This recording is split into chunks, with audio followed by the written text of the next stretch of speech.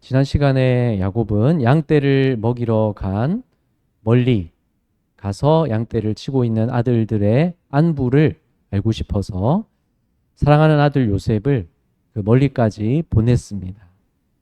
그런데 형들은 그 멀리 찾아온 요셉을 보고는 죽이려고 계획을 하죠. 요셉에 대한 미움과 분노에 사로잡혀 있기 때문이었습니다. 아버지가 요셉을 제일 사랑했기 때문에 그 미움이 그 마음에 자리 잡고 있었습니다.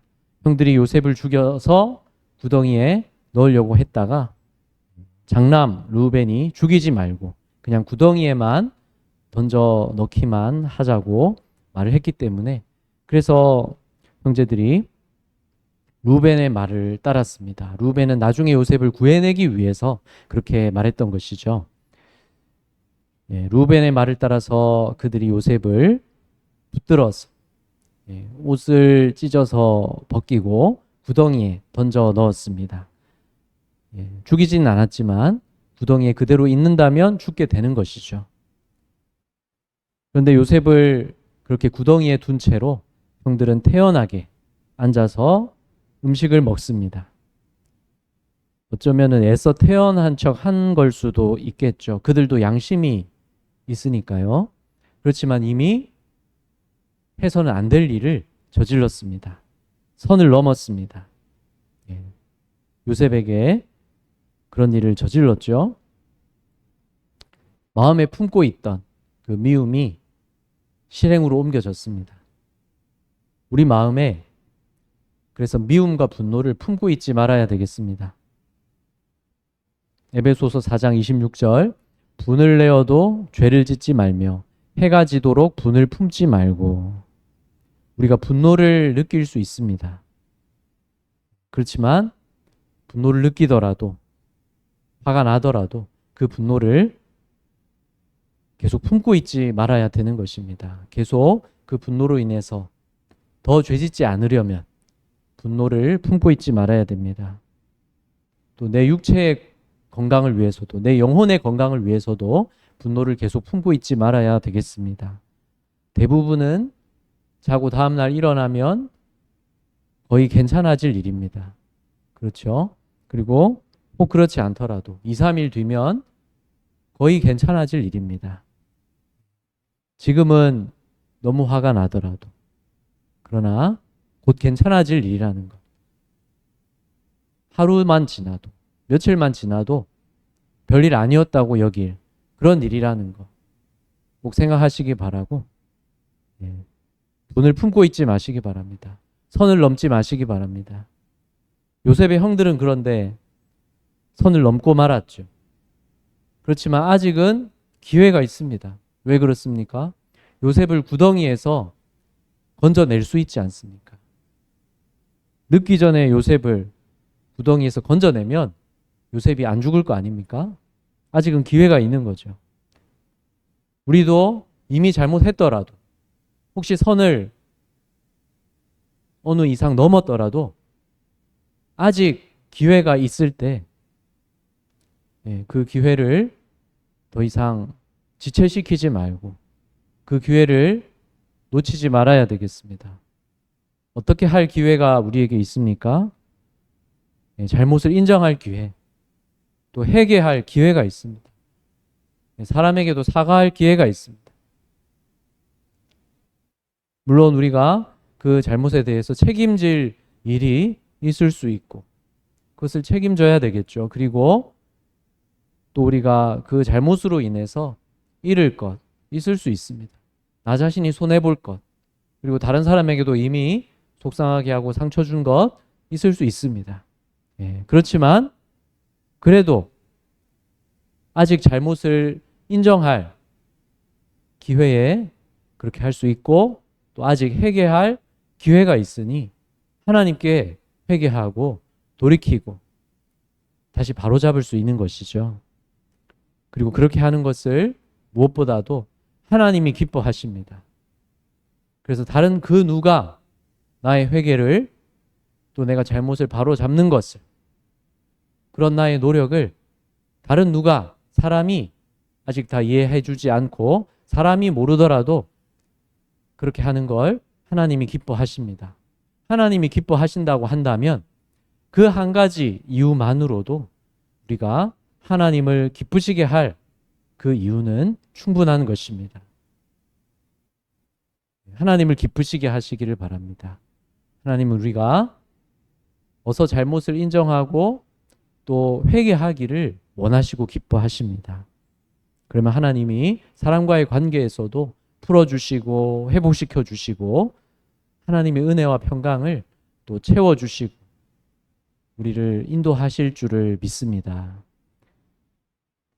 요셉을 꺼내줄 기회, 요셉에게 저지른 짓을 바로잡을 기회가 아직은 형들에게 있지만, 그리고 장남 르우벤은 원래 그렇게 하려고 생각을 했죠. 그래서 요셉을 죽이지 말고 구덩이에 그냥 넣어 놓기만 하자고 그렇게 말을 했습니다. 그러나 형제들은 또 다른 생각을 한 것이죠. 그들이 태연히 음식을 먹다가 이스마엘 자손들 그 상인들, 즉 아랍 상인들을 보았는데 그들이 여러 가지 상품을 싣고 애굽으로 가고 있는 걸 봤습니다. 여기 보면 항품과 유향과 모략을 싣고 가고 있다고 나오는데, 동방 박사들이 예수님이 나셨을 때 가져왔던, 그래서 드렸던 예물 3가지 중에도 유향과 모략이 있었죠. 또 하나는 황금이었는데, 이 유향과 모략 또 향품이 나오는데 당시에 여러 가지 용도로 쓰이던 그런 귀한 고급 재료였죠. 이런 것들을 가지고 애굽으로 가고 있는 상인들을 보고 요셉의 형제들이 무슨 생각을 했습니까?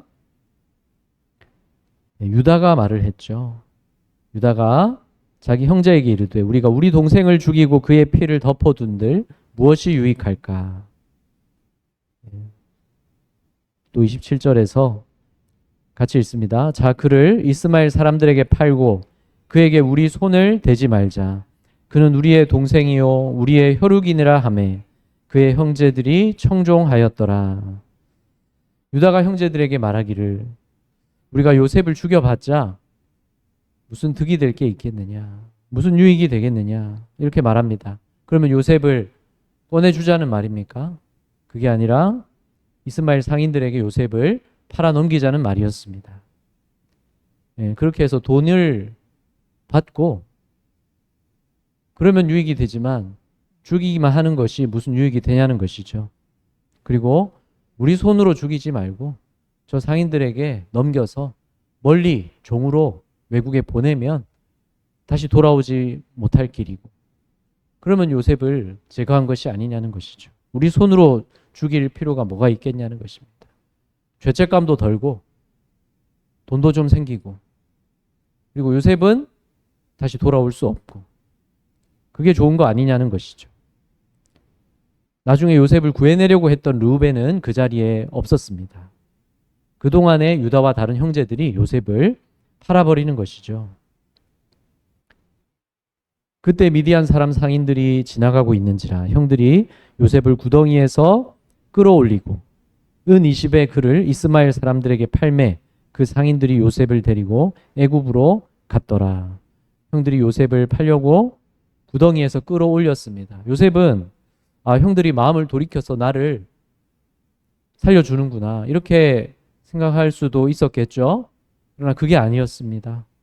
형들은 은 20을 받고 이스마엘 상인들에게 요셉을 그 상태로 팔아 넘기는 것이죠.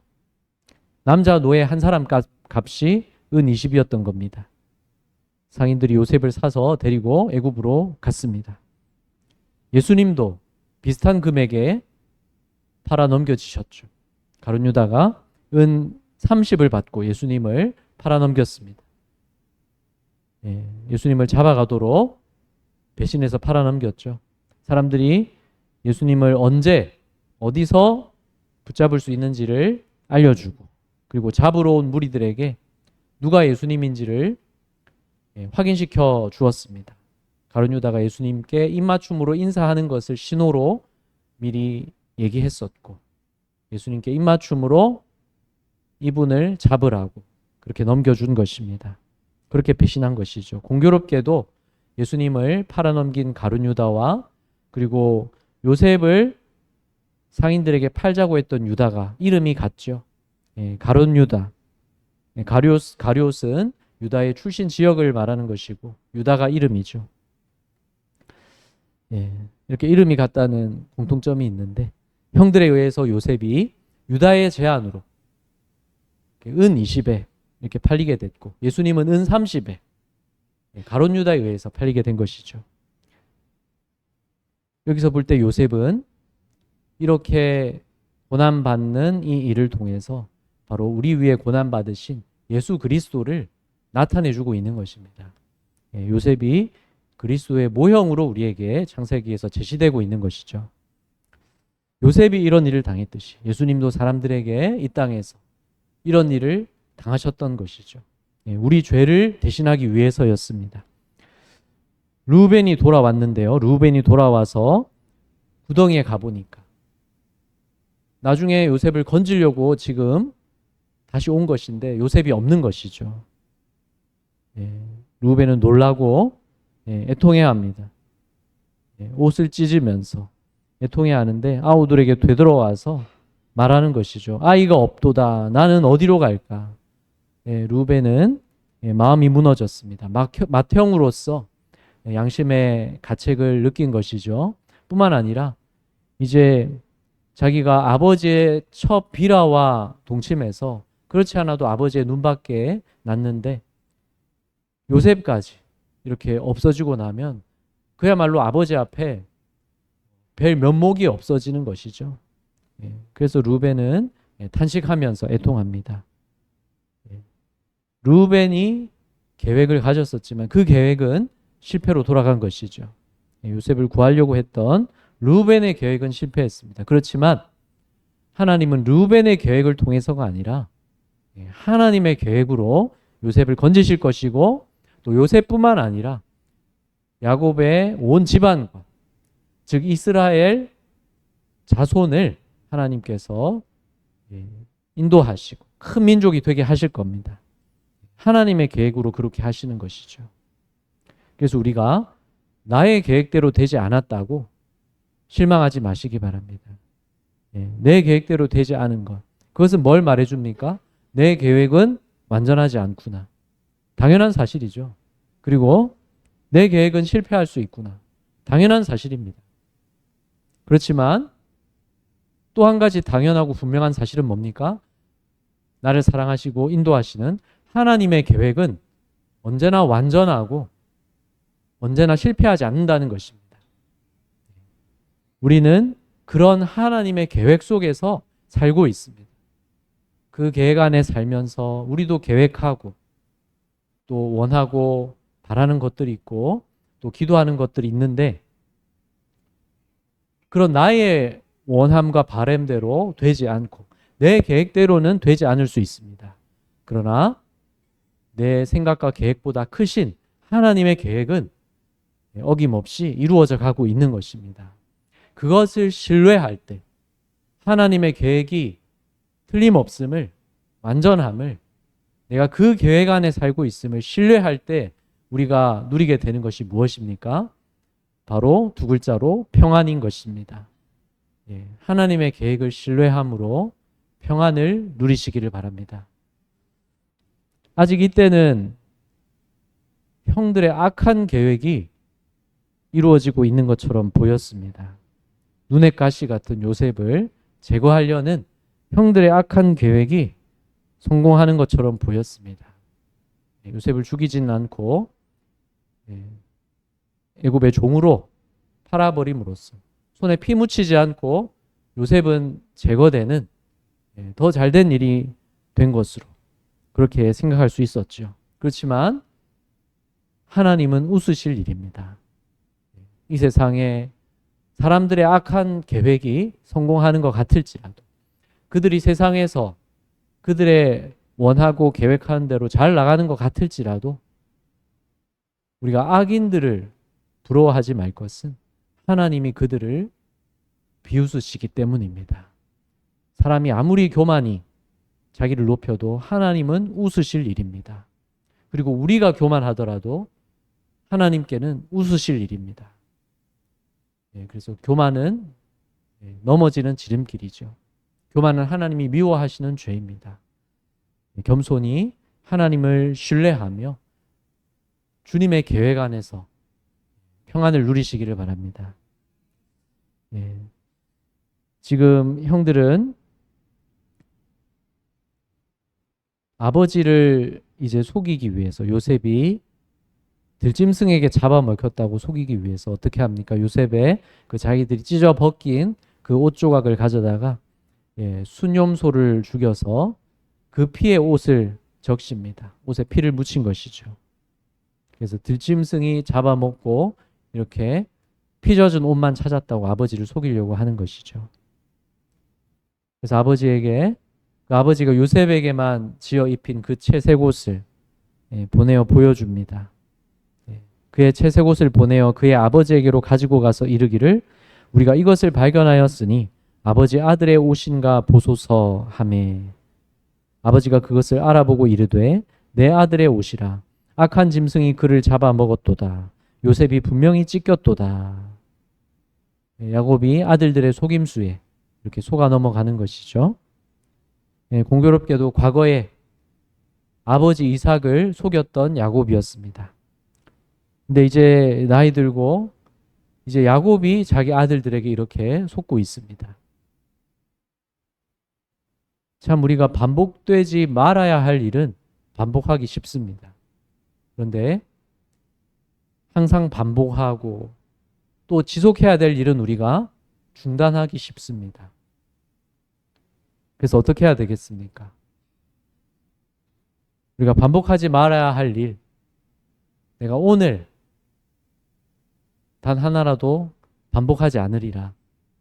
오늘 반복하지 않는 것이 필요하고, 그리고 내가 반복하고 지속해야 할 일, 오늘 내가 하나라도 내가 행하고 반복하고 오늘 또 잠깐이라도 조금이라도 내가 지속하리라.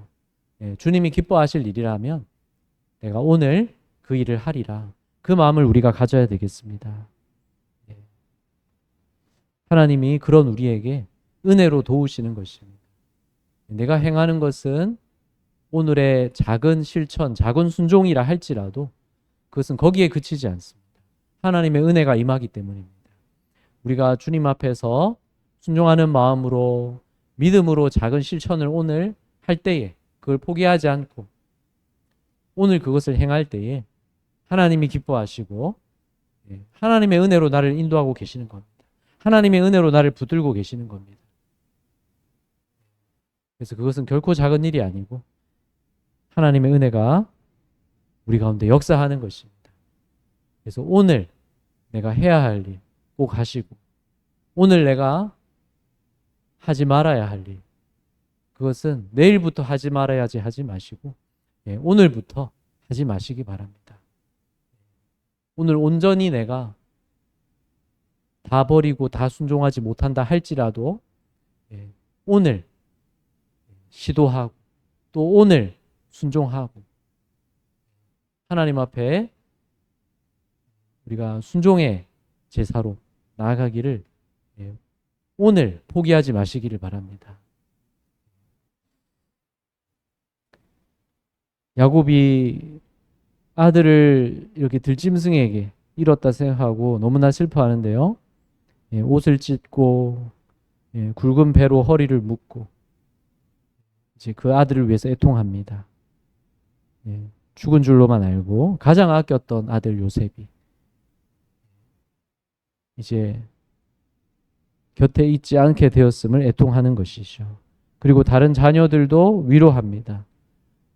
바로 요셉을 그렇게 팔아넘기고 아버지에게 들짐승이 그랬다고 거짓말한 아들들이 아버지를 위로하는 것이니 이게 어찌 진정한 위로라고 할 수 있겠습니까? 거짓된 위로죠. 정말로 아버지를 위로하려면 어떻게 해야 됩니까? 지금이라도 진실을 말해 주어야 되는 것이죠. 그렇지만 자기들의 악행을 감추려면 진실을 말할 수가 없는 것이죠. 거짓말을 만들어내야 했습니다. 죄는 또 그것을 감추기 위해서 거짓말을 필요로 하게 되는 것입니다. 또 거짓말을 들키지 않기 위해서 또 더 그럴듯한 거짓말을 만들어내야 되는 것이죠. 그게 얼마나 힘든 일입니까? 그게 얼마나 고된 일입니까? 그렇게 할 수 있다고 한다면 그럴 수 있는 지혜로 하나님을 기쁘시게 해야 되겠죠. 거짓말을 만들어내는 일, 죄를 감추려고 내가 행하고 계획하는 일, 그것은 나를 축내는 일입니다. 나를 소모시키는 일입니다. 나를 늙어지게 하는 일입니다. 그러니까 하면 안 되겠죠. 반대로 우리가 있는 그대로 하나님 앞에서 진실하게 행하는 것, 그것은 어려운 것처럼 생각되지만 사실은 그게 제일 쉬운 일입니다. 왜냐하면 더 머리 쓸 필요 없고 거짓말을 생각해낼 필요 없지 않습니까?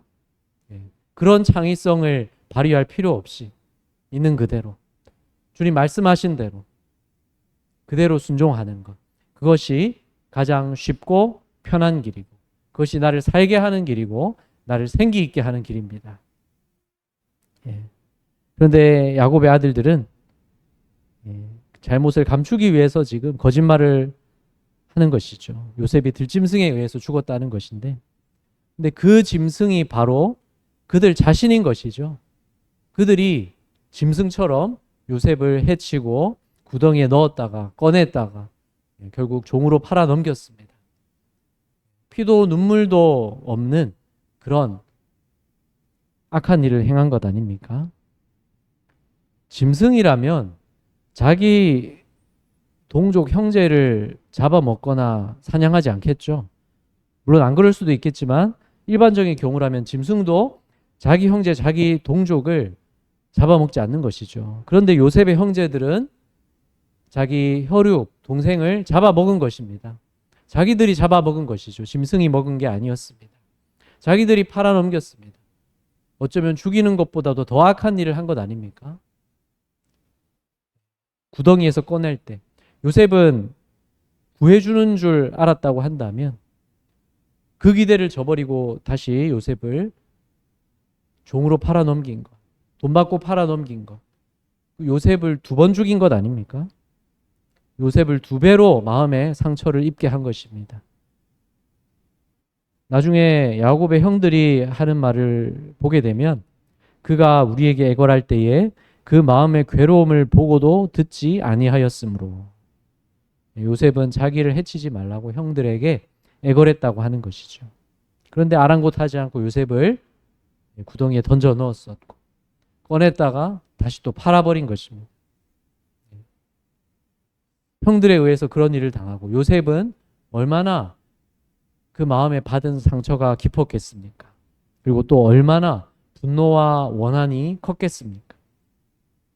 그리고 아버지 야곱의 마음은 또 얼마나 찢어집니까? 이건 역시 어쩌면 아들들이 바랬던 것이죠. 아버지가 마음 아프기를 바랬을 것입니다. 왜냐하면 요셉에 대해서 시기하고 미워했던 것은 곧 아버지에 대한 불만이고 분노였기 때문이죠. 요셉만 편애하는 아버지에 대해서 불만을 가졌던 것입니다. 그래서 요셉이 없어지고 아버지가 슬피 애통하는 것을 보면서 형들의 마음에는 어쩌면 만족하지 않았을까요? 그렇지만 계속 만족할 수는 없죠. 아버지가 그렇게 마음이 찢어지며 괴로워하는 걸 볼 때 결국 형들의 마음도 아프게 되는 것이죠. 분명 야곱에게도 책임이 있습니다. 야곱이 지금 이 일로 마음 아프지만 또 다른 사람들이 마음이 아픈 그런 일들이 있었죠. 야곱에게 사랑받지 못했던 아내 레아가 얼마나 마음 아팠겠습니까? 또 아버지의 사랑을 요셉만 독차지한다고 그렇게 상실감을 느끼며 요셉을 시기하고 미워했던 야곱의 아들들도 또 마음이 아팠던 것이죠. 이와 같이 죄인된 인간은 서로의 마음을 아프게 하며 사는 것입니다. 그래서 모두 다 죄인인 것입니다. 그래서 우리 모든 사람에게는 그리스도가 필요한 것입니다. 오늘 본문에서 요셉은 그리스도의 모형으로 제시되고 있는 것이죠. 요셉이 이런 일을 당한 것 생각하면서 예수님도 이런 일을 당하셨다는 것. 하나님의 아들이시며 곧 하나님이신 예수님이 우리 위에 낮고 천한 이 땅에 내려오셔서 그렇게 하신 것을 우리에게 인정받고 환영받으신 것이 아니라 사람들은 예수님을 결국 거부하고 예수님을 조롱하고 채찍질하고 십자가에 못 박아 죽게 하기까지, 그리고 제자 가운데 한 사람이 예수님을 배신하는 그 아픔도 예수님은 겪으시면서 그렇게 고난을 받으셨던 것입니다. 형들에게 그렇게 당했던 요셉의 그 마음, 그거보다 예수님은 훨씬 더